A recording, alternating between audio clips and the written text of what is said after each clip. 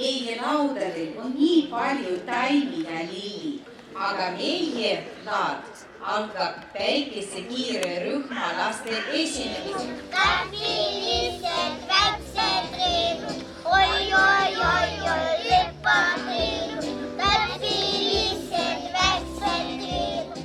Täna toimub Sillamäe lasteaia päiksekeses traditsiooniline kevadine aialaad.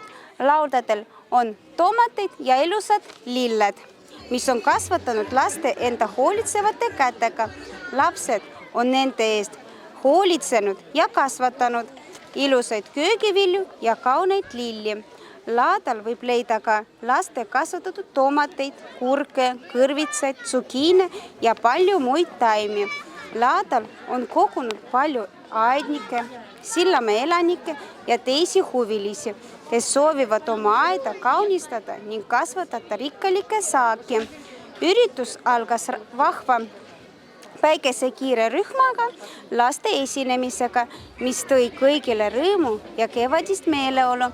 Kõik osalejad on saanud kaasa rõõmsa tuju ja leida toredaid oste. Väga meeldiv, et selline traditsioon jätkub lasteaias. Väga aktiivsed lapsevanemad on ja õpetajad ja väga rõõmus meeleolu on siin muusikasaatel. Päike paistab ja meil on kevadine, nii et väga meeldiv on olla.